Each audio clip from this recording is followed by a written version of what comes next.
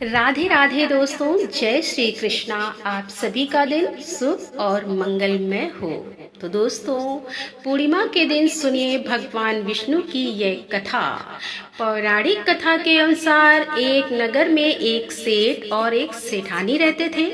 सेठानी रोज भगवान विष्णु की पूजा करती थी और सेठानी का पूजा करना सेठ को बिल्कुल अच्छा नहीं लगता था। इसी वजह से नाराज होकर एक दिन सेठ ने अपनी पत्नी को घर से निकाल दिया। घर से निकाले जाने पर वह जंगल की ओर गई तो वहां पर 4 आदमी मिट्टी खोदने का काम कर रहे थे। उन्हें देखकर चारों ने उनसे कहा कि भाई लोग, मुझे नौकरी पर रख लो।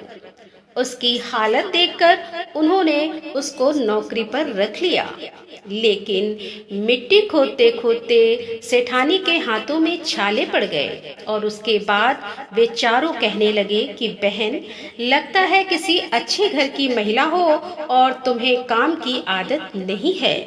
तो एक काम करो कि मेरे घर चलो और मेरे घर का काम कर दिया करो। हमारे घर में खाना बना दिया करो और झाड़ू पोछा कर दिया करो। ऐसा कहकर चारों आदमी सेठानी को अपने साथ घर ले गए। वहाँ वो चारों मुट्ठी भर अनाज लाते और सभी बांटकर खा लेते। एक दिन सेठानी ने कहा कि कल से तुम लोग 8 मुट्ठी अनाज लेकर आना। चारों आदमी इस बात के लिए तैयार हो गए और अगले दिन 8 मुट्ठी अनाज लेकर आए तथा सेठानी पड़ोस में गई और वहां से आग मांग लाई। उसने भोजन बनाया। सबसे पहले उसने भगवान विष्णु जी को भोग लगाया और उसके बाद सभी लोगों को खाने को दिया।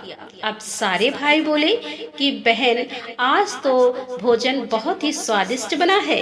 तब सेठानी ने कहा कि भगवान का जूठा है तो अच्छा ही होगा। अब उधर सेठानी के घर से जाने के बाद अब सेठ भूखा रहने लगा और आसपास के सभी लोग सेठ से कहने लगे, अरे ये तो सेठानी के भाग से ही खाता था। और इस तरह लोगों के ताने सुनकर आखिरकार सेठ को अपनी गलती का एहसास हुआ और फिर एक दिन सेठ अपनी सेठानी को ढूंढने के लिए चल पड़ा। उसे ढूंढते ढूंढते वह भी उसी जंगल में पहुंच गया जहां पर वह चारों आदमी मिट्टी खोदने का काम कर रहे थे। जब सेठ ने उन्हें देखा तो कहा कि भाई लोग, मुझे भी काम पर रख लो। तो उन आदमियों ने उसे काम पर रख लिया। अब लेकिन जब वह सेठ मिट्टी खोदने लगा तो उसके हाथ में भी छाले पड़ गए, क्योंकि सेठ ने अपने जीवन में कभी भी इतनी मेहनत का काम नहीं किया था।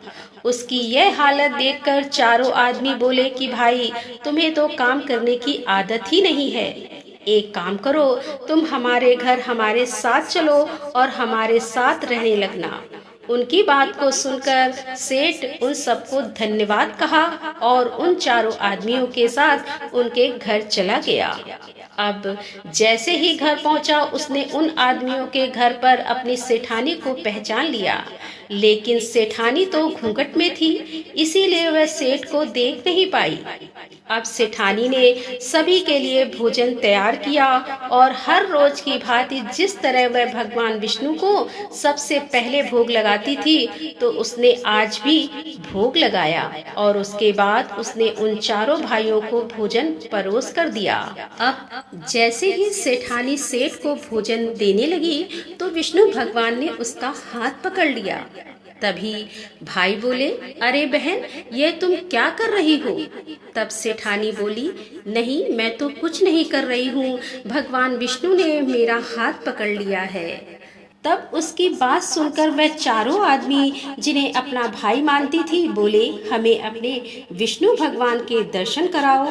तो उसने भगवान विष्णु से प्रार्थना की कि हे भगवान, मेरे विश्वास की लाज रखो, आज हमें दर्शन दे ही दो।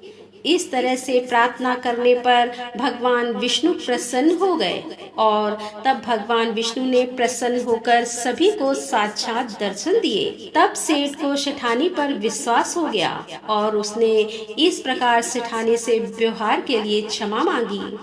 और सेठानी के साथ चलने के लिए कहा। तब उन चारों भाइयों ने अपनी बहन को बहुत सारा धन देकर विदा कर दिया। अब सेठानी के साथ सेठ भी भगवान विष्णु की रोज पूजा करने लगा और दोनों ही समय उन्हें भोग लगाने लगा। अब वह सेठानी के साथ मिलकर भगवान विष्णु का व्रत भी रखने लगा और इस तरह विष्णु भगवान के आशीर्वाद से उनका घर धन धान से भर गया। हे भगवान विष्णु, इस कथा को सुनने वाले, उक्त और पढ़ने वाले सभी भक्तों के घर खुशियों से भर दे, उनके घर में कभी भी अन्न की कोई कमी ना रहे। तो दोस्तों, कैसी लगी आज की ये कथा? यदि कथा पसंद आई हो तो वीडियो को लाइक करें, दोस्तों के साथ शेयर करें और हमारे चैनल पर पहली बार आ रहे हैं तो हमारे चैनल को सब्सक्राइब कर ले। मिलते हैं अगले वीडियो के साथ, तब तक के लिए राधे राधे। जय श्री कृष्णा। हर हर महादेव। जय भोलेनाथ की।